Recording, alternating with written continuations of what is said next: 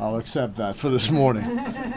But Deputy Prime Minister, Mr. Rose, our new Honorary Consul, and his wife and family, and to our visiting Consul General from Miami, the Permanent Secretary and the staff gathered here this morning, let me welcome you all to the Ministry.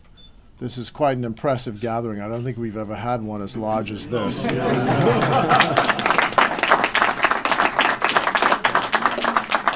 And I thank you for inviting Reverend Ari Cooper to deliver the prayer this morning, and my friend Mr. Penn for that excellent rendition of the national anthem. So, as minister responsible for establishing diplomatic relations with other countries, I'm really pleased that the Bahamas is able to have a direct presence in Texas, one of the largest states in the U.S., through our Honorary Consul, Lynden Rose. And I leaned over the table to ask him to remind me of the name of the mayor of Houston, who served as a commissioner of police in New York. His name is Lee Brown. And the starting point of this was actually when I was minister between 2002 and 2007. Mr. Brown came to Nassau and said that increasingly there was a large honorary consular corps in Houston, and that he wanted the Bahamas to do this. And I thought immediately then of Lynden Rose, but you know, time has passed and we've now finally done it. So congratulations.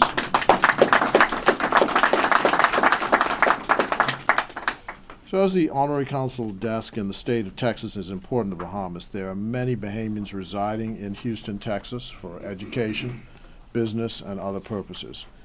And I'm also pleased about the great support shown by your family, as evidenced by your attendance this morning in great numbers here this morning. The Rose family is a well-known, distinguished family in the Bahamas, with their late brother, Dr. Matthew Rose, having served as a member of Parliament.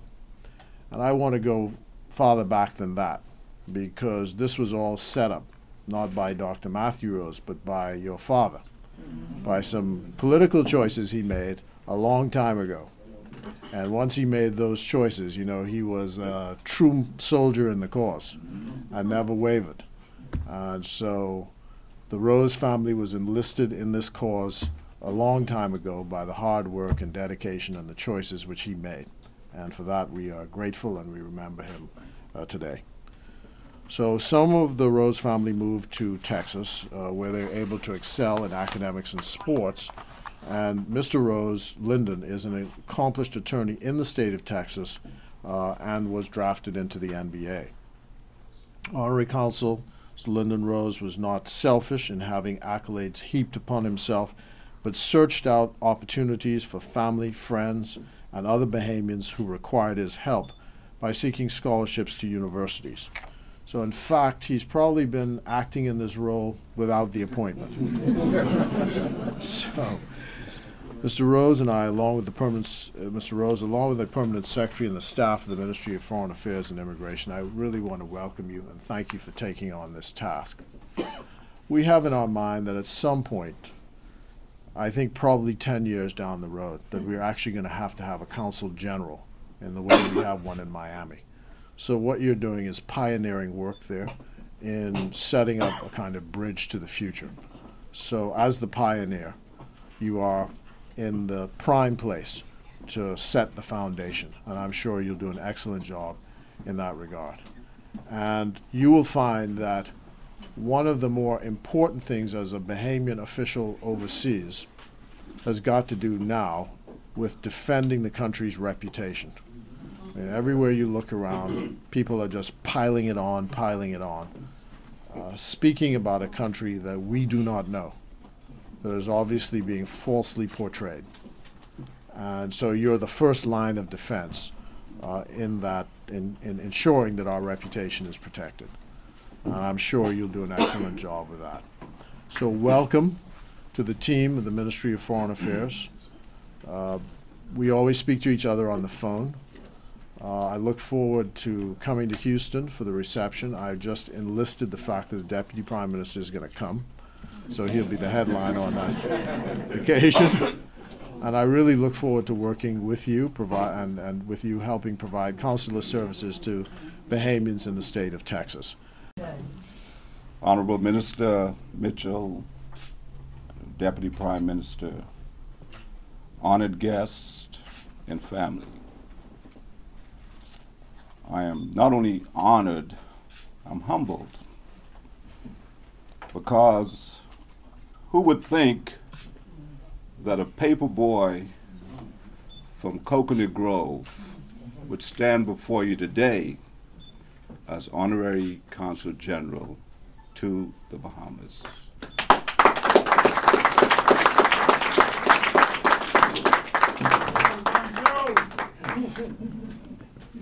And I'm humbled not only of your presence, because so many of you has invested so much in me to allow me to stand before you today. Many of those individuals are not physically here today, but I know that their presence, wherever they sit in heaven, are with us. There was an Honorary Consul General, Dr. Arthur Hicks, to Houston years ago. And that was my first exposure. And then there's always and always will be the only goodwill ambassador for Texas, and that's the late Cecil Rose Jr.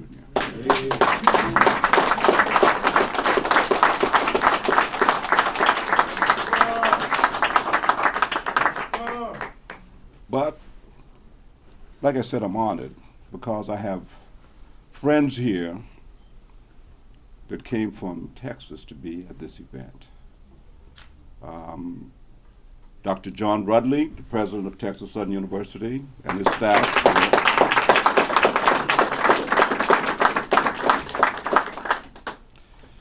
Pastor Kirby John Caldwell.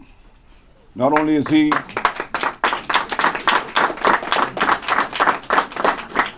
and I keep telling people, how could he be the spiritual advisor to George W. Bush, a Republican, and President Barack Obama, a Democrat? Only he can pull that off.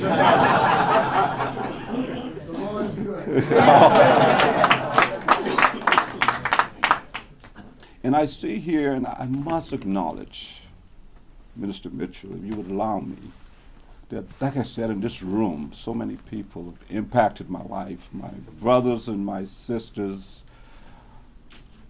cousins, family, blood extended.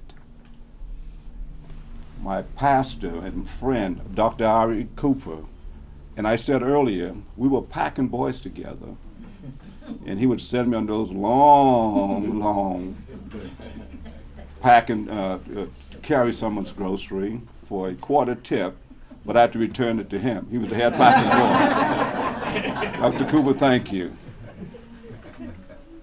But again, I just want to say, and I want to, as I go on, I must acknowledge the person that makes me go each and every day. It's my lovely wife, Marilyn.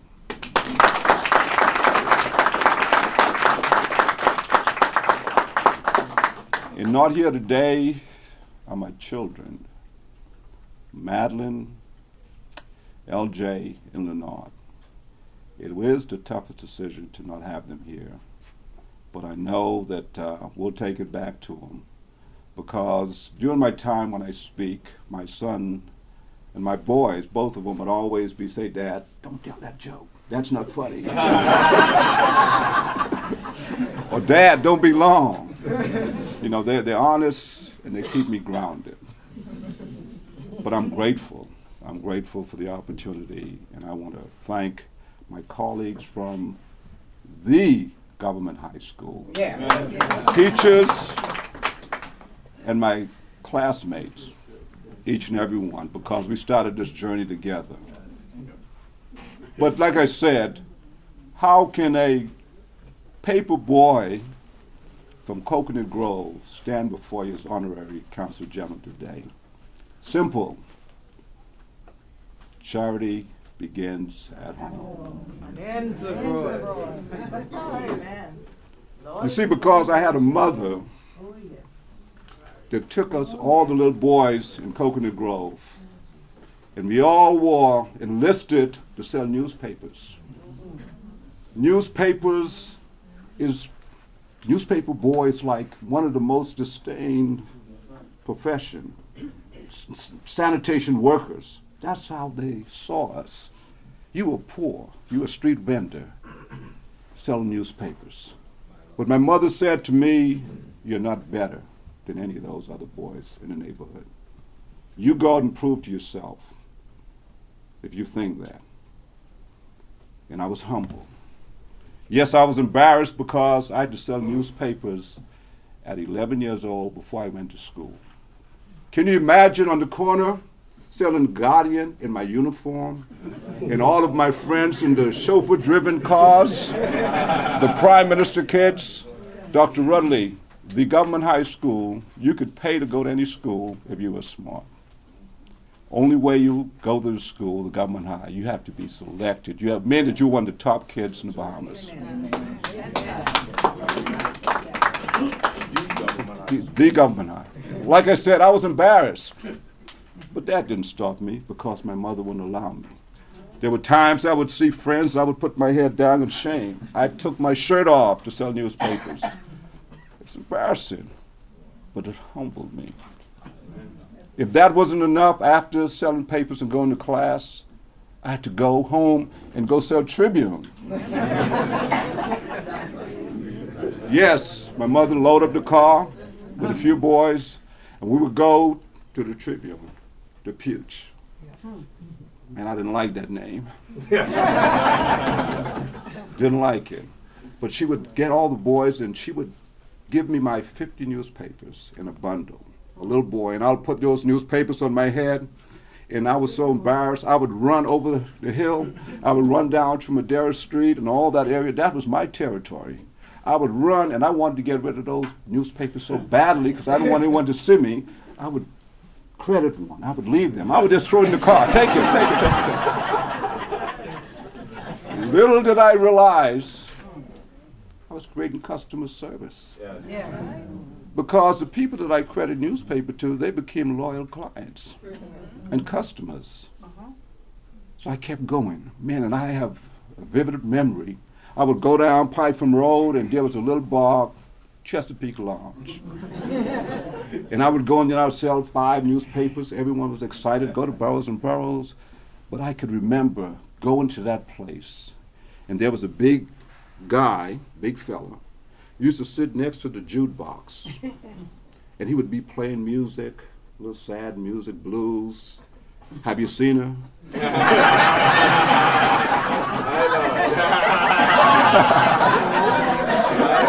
Yeah. He had a beard, but that man never bought a newspaper and never said a word. So I would just run by, and I would trade newspapers, and I would run by this house on Jerome Avenue. But it seemed like no one was ever home. So I would just keep going, keep going. And somehow that house would always come up, and I kept going. I became such a great newspaper that before my mother could drive from Shirley Street to the Grove, I was home. I sold all of my newspapers. She said, "Lynden, you're so good." Because I was doing it because I didn't want anyone to see me. She said, "You're so good, I'm going to increase your number."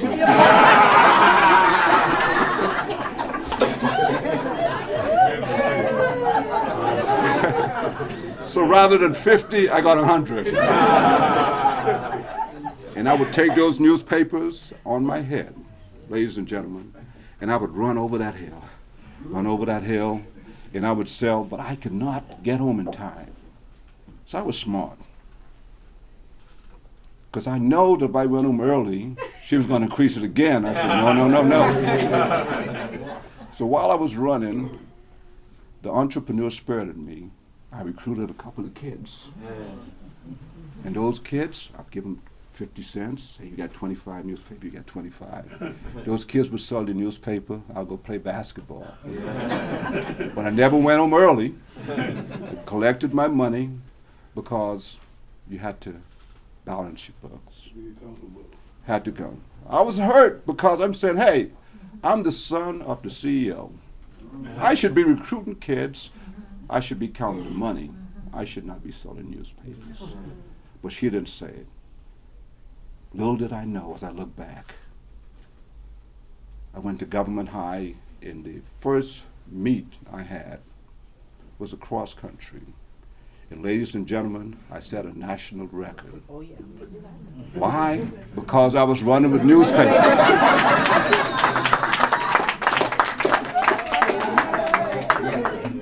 And the same kids that I fed most didn't want to see me sell newspapers at Government High. I can recall an upperclassman walk up to me one day after my second track meet, and by the way, I've never lost a race. Came back to my second track meet, and a young lady, upperclassman, approached me and said, "Lynden, may I have your autograph?" One, I couldn't spell it. Two, I didn't know what an autograph was. So I politely said, "I'll bring you one tomorrow." Thank you. Didn't know. But I kept on going. I kept on going. My mother stayed on me. I stayed on me. And not only did the boys she recruited, she also recruited girls, my sister. And Sharon Rose, who my sister who's sitting here now, still holds the national record for high jump today.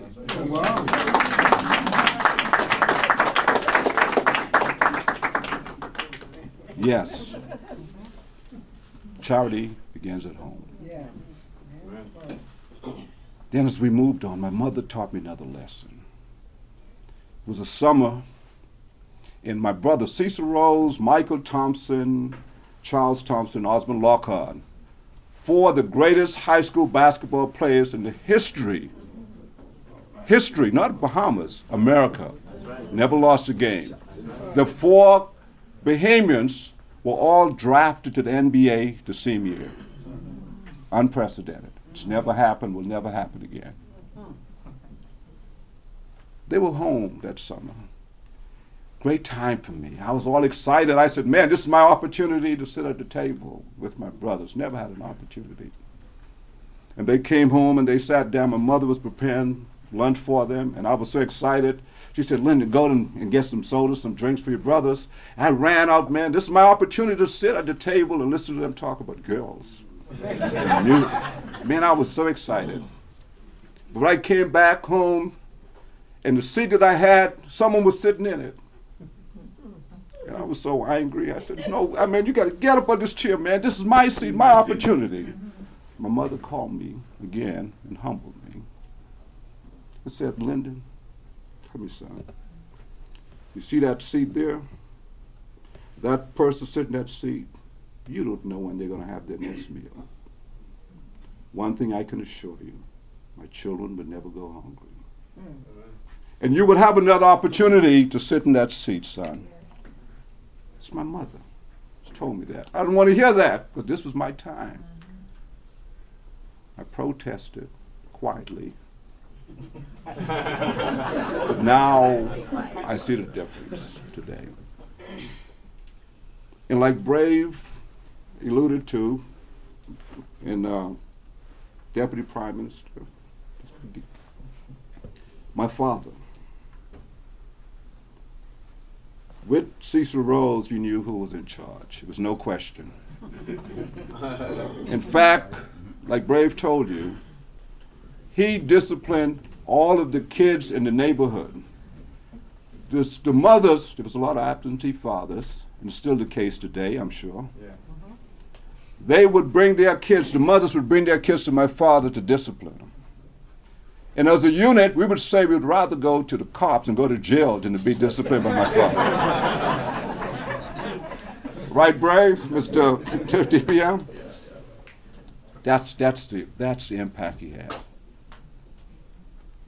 But more importantly, we got up every morning for morning devotion as a family. Yes, sir. We prayed, we praised, songs, psalms, It was insisted. Read the Bible. It was a board meeting. And my father was chairman of the board. There was no question what he stood for. In fact, I can remember the day as I stand before you, ladies and gentlemen, that when the impact he had on my life, he said, you have to memorize the Psalms. You have to do this and do that. And it was one Psalm that I still today, Psalms 24. And I just kind of go each and every day. For it says, the earth is the Lord, and the fullness thereof the world, and there that dwell therein. For he had founded it upon the seas and established upon the floods. So who shall ascend in the hills of the Lord, or who shall stand in his holy place? He that has clean hands and pure heart, has not lifted up their soul unto vanity, nor sworn deceitfully. For he shall receive the blessing from the Lord of his God and the God of his salvation. But this is the generation that seek him, that seek his face. Oh, lift up your head, O ye gate. Lift the everlasting door, and the King of glory shall come in. Who is this King of glory? The Lord, the Almighty in battle. Who is this King of glory? The Lord of hosts. Ladies and gentlemen, if you could only be in that room. It has never left me, because charity begins at home.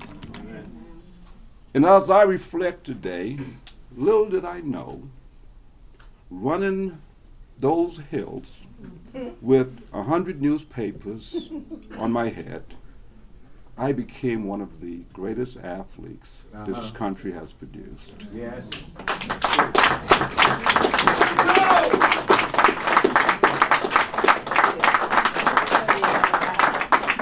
The magnitude to come from Coconut Grove, to go to America and be drafted by Los Angeles Lakers, and also within that to have a brother, Cecil Rose, from the same tree, drafted to the NBA.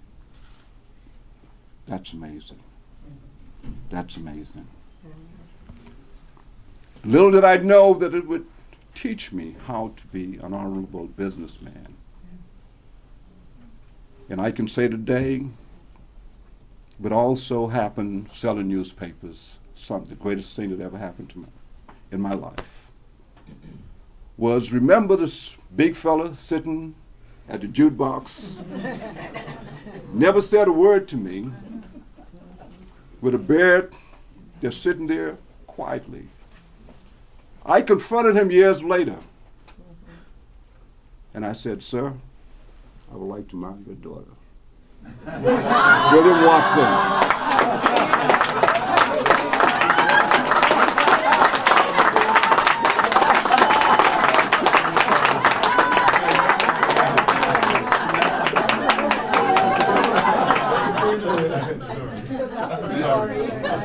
Hey, and that house that I told you about, that's where my wife lived. I had to meet her in Houston. God is good. And by the way, my father-in-law, who didn't say much back then, he can't stop talking now. Love you, big fella. I love you. Reading the book in the movie. Yes, and my mother was prophetic. You see that seat that I fought to sit at the table with my brother athletes? I've had a seat at the table since that time. Little did I know, with Magic, with Kareem, with my teammate Clyde the Glide Drex, Hakeem Olajuwon. Little did I know. Guess what? I sat at the table with President Bush, George W. I've sat at the table with governors. Little did I know, because she told me that I would have another opportunity to sit at the table. And not only have I sat at the table, I've sat at the head of the table. In many occasions. God is good. And yes, my mother was right when she said her children would never go hungry. Does it look like my brother?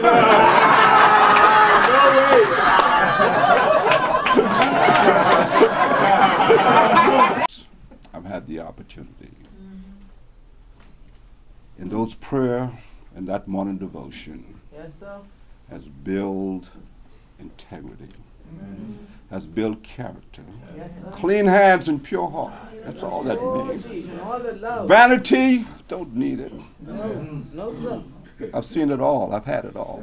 Been there. It's not nothing. That's right. Yes, I can recall someone said to me that, Mr. Rose, if you're going to be an honorary consul, you have to be wealthy. I stand before you today saying, yes, I'm wealthy in hope, in love, in gratitude, encouragement, humility. And each and every day I deposit some of that wealth Yes. to everywhere I go. You know why? Because others invested in me, and those talents have multiplied beyond my imagination. Charity begins at home. Yes, I'm wealthy because I know I can do more, and I want to do more. I think it was Mother Teresa who said, Mother Teresa said, in life we cannot always do great things, but we can do little things with great love. Amen. Oh, and I believe that. I believe that today.